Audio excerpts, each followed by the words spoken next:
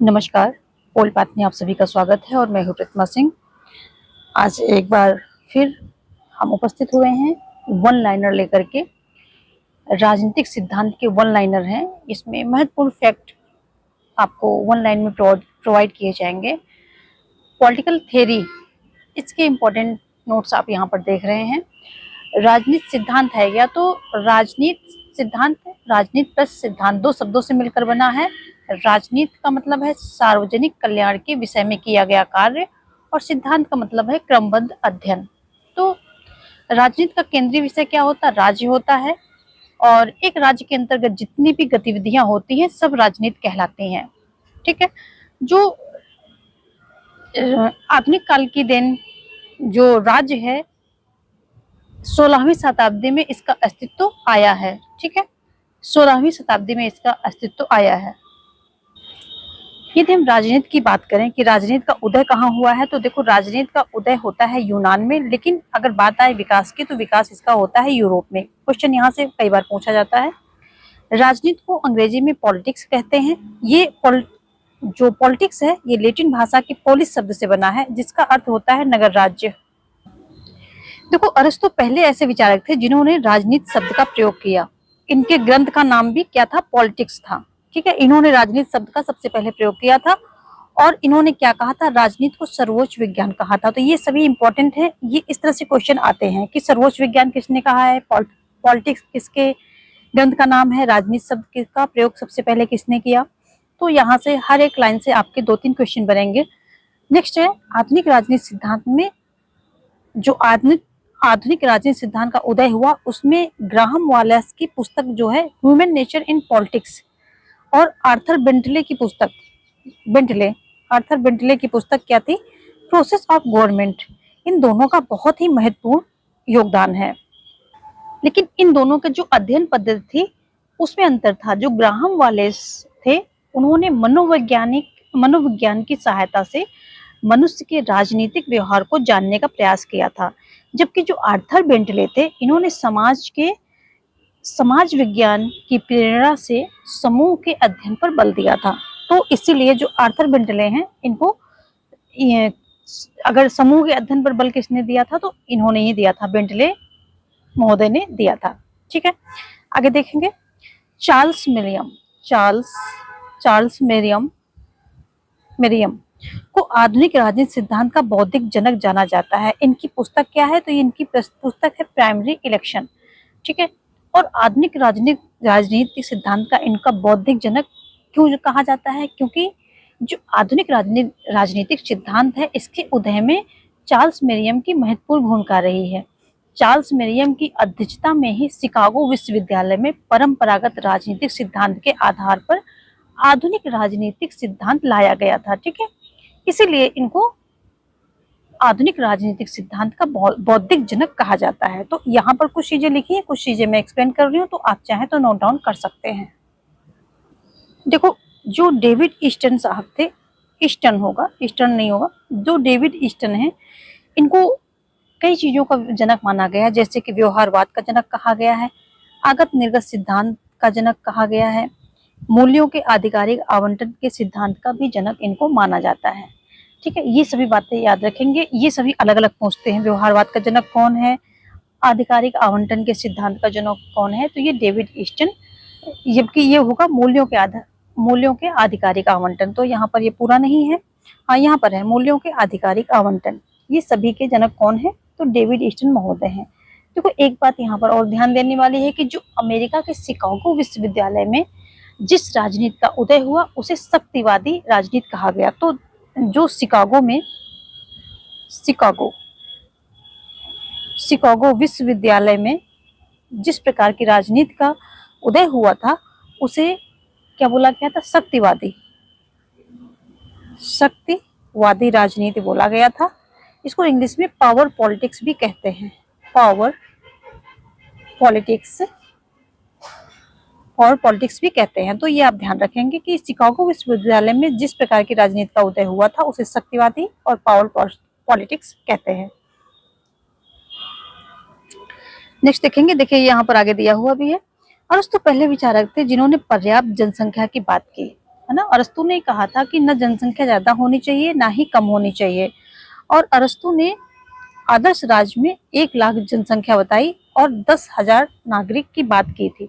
तो देखो, जब 1 लाख जनसंख्या की बात हो रही और 10,000 नागरिक की बात हो रही, इसका मतलब क्या हुआ, क्योंकि ये इनका मानना है कि जितनी भी जनसंख्या राज्य के अंतर्गत रहती है वो सभी नागरिक नहीं हो सकते हैं। इनका मानना था कि सभी राज्य के अंदर सभी रहने वाले व्यक्ति नागरिक नहीं हो सकते। नागरिक सिर्फ वही होते हैं जो राजनीतिक कार्यों में प्रतिभागी बने, वो जो है नागरिक होंगे। तो इसलिए इन्होंने 1 लाख जनसंख्या, क्वेश्चन यहाँ से भी आता है, 1 लाख जनसंख्या और 10,000 नागरिक की बात की है। ठीक है, यानी कि 1 लाख जनसंख्या होगी तो उसमें 10,000 नागरिक होंगे, ऐसा इन्होंने बताया। और पर्याप्त जनसंख्या क्वेश्चन बहुत पूछा जाता है, किसने की बात है, तो सबसे पहले अरस्तु ने ही पर्याप्त जनसंख्या की बात की थी। प्लेटो की बात करें तो प्लेटो ने 5,040 जनसंख्या आदर्श जनसंख्या बताई है। तो यहाँ पर किसी भी राज्य की आदर्श जनसंख्या की बात हो रही है। तो इन्होंने, प्लेटो ने 5,040 जनसंख्या बताई है, जबकि रूसो ने कितनी बताई, 10,000 जनसंख्या बताई थी। ठीक है, 10,000 जनसंख्या किसी भी राज्य की होनी चाहिए, ऐसा रूसो ने बताया। अब हम देखेंगे राज्य एवं सरकार में जो हॉब्स थे, हॉब्स महोदय थे, इन्होंने कोई अंतर नहीं किया, लेकिन क्या किया, लॉक ने किया। क्वेश्चन आता है कि राज्य और सरकार में अंतर किसने किया, तो ये लॉक महोदय थे, इन्होंने किया था। देखो, संप्रभुता को किसका, राज्य का प्राण तत्व कहा गया है। संप्रभुता राज्य का जो 4 तत्व होते हैं, राज्य के किसी भी राज्य के आवश्यक 4 तत्व होते हैं, उनमें से संप्रभुता भी एक है और उसे प्राण तत्व कहा गया। 4 कौन कौन से होते हैं तत्व, वो आप मुझे कमेंट सेक्शन में बताएंगे। क्वेश्चन बहुत बार इससे पूछा जाता है, कौन कौन से 4 तत्व हैं वो सभी आप मुझे बताएंगे। देखो, जो राष्ट्र राज्य है, तो राष्ट्र राज्य का उदय कब होता है, राष्ट्र राज्य का उदय 16वीं शताब्दी में होता है। यहाँ से भी क्वेश्चन आता है, राष्ट्र राज्य कब अस्तित्व में आया या इसका उदय कब होता है, तो ये होता है 16वीं शताब्दी में। ठीक है, 16वीं शताब्दी में राष्ट्र राज्य का उदय होता है। संप्रभुता को प्राण तत्व क्यों कहा गया है, क्योंकि संप्रभुता को सर्वोच्च सत्ता या अंतिम सत्ता इस तरह से बुलाया जाता है, कहा जाता है। और संप्रभुता ही एक ऐसा लक्षण है जो राज्य को जो दूसरी संस्थाएं हैं उनसे अलग करता है। संप्रभुता के कारण ही कोई राज्य गृह नीति एवं विदेश नीति तय करता है, और वो देश के आंतरिक मामलों की जो डिसीजन होते हैं वो खुद लेता है, उसमें बाहरी हस्तक्षेप नहीं होता है। तो ये सब संप्रभुता के लक्षण हैं, संप्रभुता की विशेषता है, जिसके कारण किसी भी देश के आंतरिक मामलों में कोई बाहरी दूसरा देश हस्तक्षेप नहीं करता है। देखो, जो हमारा भारत देश था वो 15 अगस्त 1947 से 25 जनवरी 1950 तक क्या था, एक अधिराज्य था। क्या था, भारत उस समय अधिराज्य था। ठीक है, अधिराज्य था। ठीक है, और 25 जनवरी 1950 में अस्तित्व में जब वो आया, एक गणराज्य बन गया भारत, तब जो है ये संप्रभु के रूप में आया। तो ये 26 जनवरी 26 जनवरी 1950 से एक संप्रभु राष्ट्र बना है। उसके पहले ये डोमिनियन स्टेट था, जब तक स्वतंत्रता हुआ था और जब तक गणराज्य नहीं बना था तब तक क्या था, ये एक डोमिनियन स्टेट था। जैसे ही ये गणराज्य बना, रिपब्लिक स्टेट बना, वैसे ही जो है ये क्या हो गया, एक संप्रभु स्टेट बन गया। चलिए आगे देखेंगे। यहाँ पर राज्य की उत्पत्ति के कुछ प्रमुख सिद्धांत हैं। कौन है, जो देवी उत्पत्ति का सिद्धांत है, ये एक धार्मिक सिद्धांत है, रॉबर्ट पिल्मर के द्वारा दिया गया, यानी कि ये इसके प्रतिपादक हैं। और इसके समर्थक की बात करें तो समर्थक हैं आपके जेम्स प्रथम। ठीक है, जेम्स प्रथम है। और जो रॉबर्ट पिल्मर थे, इनकी बुक क्या थी, पैट्रियार्का थी, पैट्रियार्का, ये इनकी पुस्तक थी। और जो जेम्स प्रथम थे, इनकी पुस्तक थी the law of free monarchy. तो जेम्स प्रथम इसके बहुत बड़े समर्थक थे, आप लिख लेंगे। और इनकी जो जेम्स प्रथम की फेमस पुस्तक थी वो थी the law of free monarchy. देखो, जेम्स प्रथम का यहाँ एक बहुत फेमस कथन हमेशा पूछा जाता है, क्या कहते हैं कि राजा लोग पृथ्वी पर ईश्वर की जीवित प्रतिमाएं हैं, ऐसा जो है जेम्स प्रथम ने कहा है। और लुई 14वां का भी बहुत फेमस कथन है, ये भी कहते हैं मैं ही राज्य हूँ। लुई 14वां भी दैवी, जो राज्य की उत्पत्ति का दैवी सिद्धांत था, उसी का समर्थक था। ठीक है, तो यहाँ पर देखो जेम्स प्रथम समर्थक हो गए और लुई 14वां समर्थक हैं। ठीक है, ये दोनों हैं, इनके सेंटेंस हमने बता दिए क्या क्या इनके फेमस सेंटेंस है, वो भी देखेंगे। तो लुई 14वां कहाँ से थे? फ्रांस थे। और जेम्स प्रथम कहाँ से थे? इंग्लैंड थे। खूनी क्रांति जो है इन्हीं के उस पर आई थी। फिर आता है आपका शक्ति का सिद्धांत। जो दूसरा सिद्धांत है, ये आते हैं शक्ति का सिद्धांत, राज्य की उत्पत्ति का शक्ति का सिद्धांत। ये कहते हैं बल प्रयोग का सिद्धांत है, युद्ध का सिद्धांत है, और ओपेनहाइमर महोदय ने इसका प्रतिपादन किया है। समर्थक की बात करें तो तितस्के, व्यूम, वाल्टेयर, नीत्शे, ये सब इसके जो हैं जो समर्थक हैं। और इसमें फेमस कथन है वाल्टेयर का है, प्रथम राजा भाग्यशाली योद्धा था, ऐसा ये बोलते हैं। ठीक है, नेक्स्ट जो तीसरा है राज्य की उत्पत्ति का सिद्धांत, ये परिवार का सिद्धांत है, यानी कि रक्त संबंध का सिद्धांत भी कहते हैं इसको। और इसके प्रतिपादक कौन है? हेनरी मैन है। और इसी जो परिवार का सिद्धांत है, दो भागों में डिवाइड होता है, यानी कि इसके दो सबसेक्शन हैं। कौन कौन से हैं? पितृ सत्तात्मक और मातृ सत्तात्मक। तो पितृ सत्तात्मक जो परिवार का सिद्धांत है, इसके जो पितृ सत्तात्मक सिद्धांत है, सत्तात्मक पक्ष है, इसके प्रतिपादक कौन है? तो हेनरी मैन है। और यदि हम मातृ सत्तात्मक की बात करें, मातृ सत्तात्मक इसकी बात करें तो इसके हैं जैक्स वार्ड,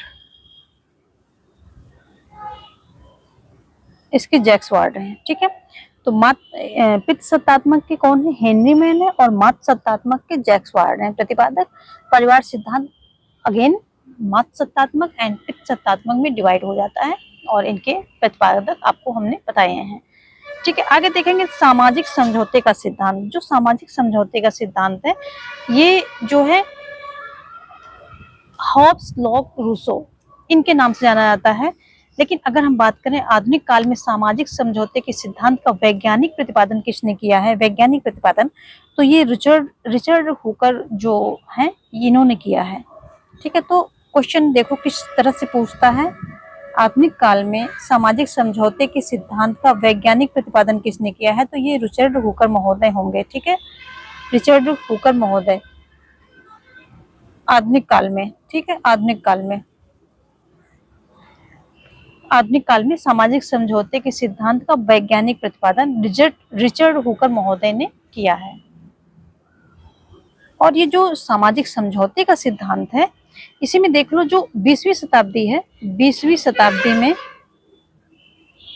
शताब्दी में इस सामाजिक समझौते का सिद्धांत जो है, इसी का प्रतिपादन किसके? न्याय के क्षेत्र में। इसी समझौते का जो प्रतिपादन है किस क्षेत्र में? न्याय के क्षेत्र में। न्याय के क्षेत्र में क्वेश्चन बहुत पूछा जाता है, ये न्याय के क्षेत्र में किसने किया था? तो ये किया था आपके जॉन रॉल्स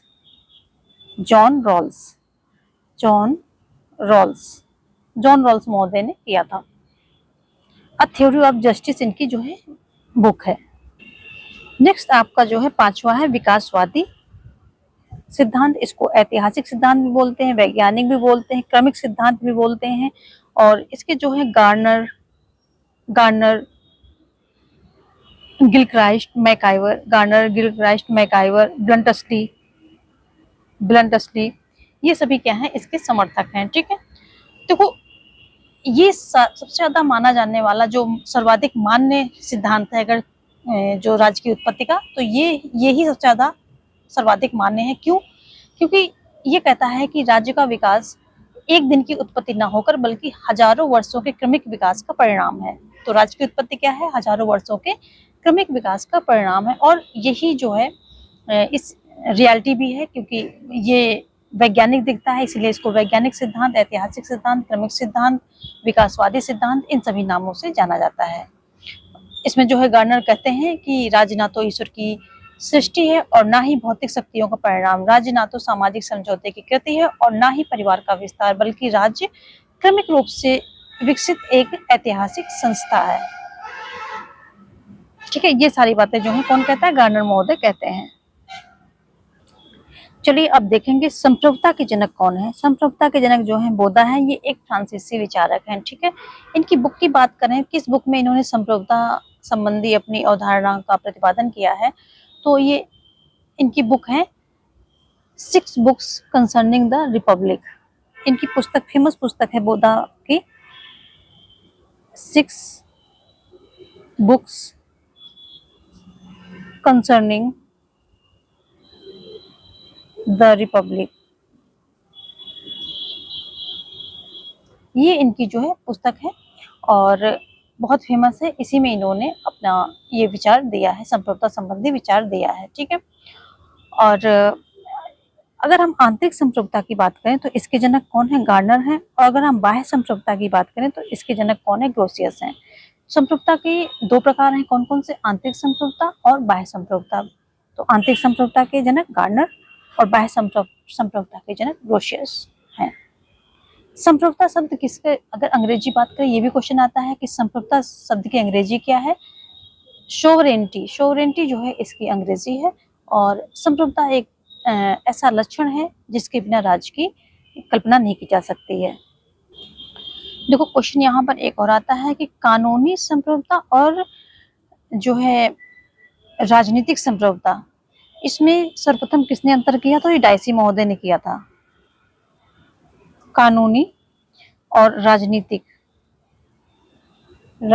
संप्रभुता में अंतर किसने किया था, तो ये डायसी महोदय ने किया था, ठीक है। एवी डायसी ने किया था।